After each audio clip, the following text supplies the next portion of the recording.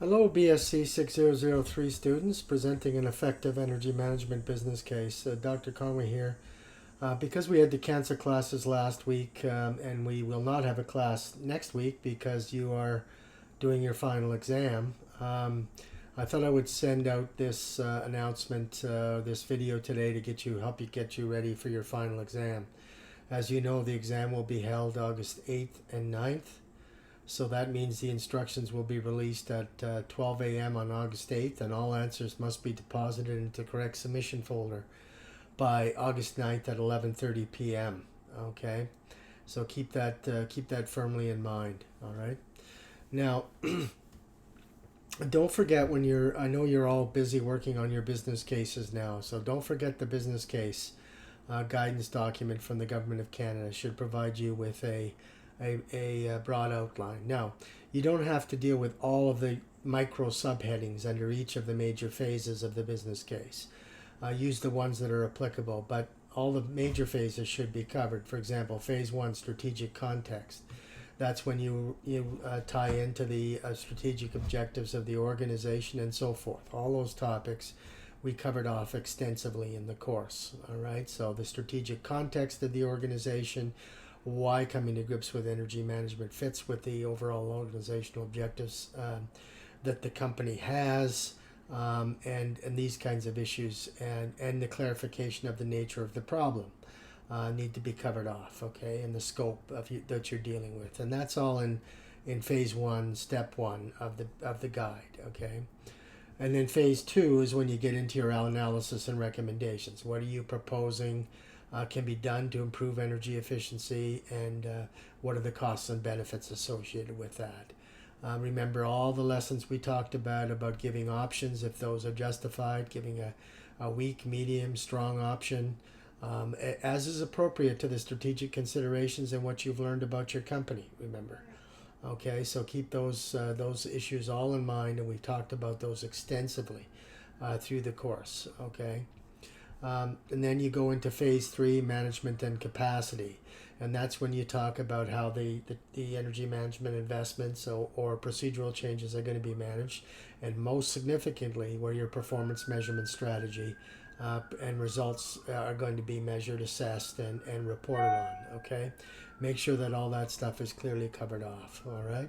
Again, those are the broad topics, and then under each of these is topics like business needs and desired outcomes, strategic fit, detailed description of business needs, scope, and under phase two, there's preliminary options analysis, screening of options, rationale for discounted and valuable options, etc., etc. Okay, you don't have to be following this slavishly, all right, and you don't have to cover off each of the sub bullets, but this is a guide, a framework for you to do your business case. So don't get too hung up trying to force fit content into these headings. If they fit your business case, fine.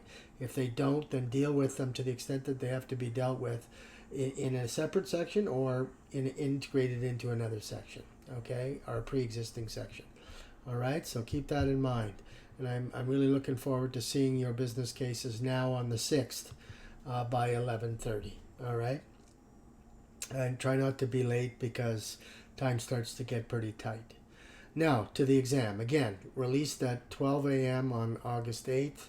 Final results to be put into the correct submission folder by 11:30 p.m. August 9th. Okay? So, I won't be seeing you, but you can send me emails if there are problems or confusions. All right? And then we'll go from there. And I'll be marking and submitting your grades on time, so at least from my point of view, you can all graduate and move on. All right. Now, here are the exam topics. I'm giving you a preview via this video. All right, but the formal ones will be released again, 12 a.m. August 8th. So, the exam. Answer these three exam questions in short essay format. 1. What significant mistakes can energy managers make in the development and presentation of business cases, which severely limit their prospects for success? Okay, so what mistakes do energy managers need to avoid, basically, when they do a business case, if they want that business case to be taken up by their organization? Okay. 2. What precisely is required to construct a cost-benefit analysis for energy efficiency investments? So what information is needed, and how should that information be structured and analyzed? Okay? So you're not forgetting about the things like what are the costs, what are the benefits, what is the annual cash flow, what is the discount rate, all those kinds of issues, okay? And that should all be fresh in mind because you're doing it now for your business cases. So I didn't say these questions were tough, but I did say that you need to be able to synthesize your answer relatively clearly and concisely, okay? Now, answer question 3. What are all the reasons that a plan for monitoring the performance results of energy efficiency and clean energy projects is critical for successful business cases and the financing of their implementation? All right. So I want you to answer each of these questions in 750 words or less. Okay. Student answers should be left in one MS Word document. So leave them in one document, to be deposited into a single final exam submission folder with proper headings to separate the answers. The professor will issue an overall grade for the exam taking the 3 answers into account. The quality of writing will be essential for a good exam score, as will the correct use of business planning terms and concepts and logical answer organization and flow. All right? So what I'm testing here basically is the life cycle of thinking about a business case. All right.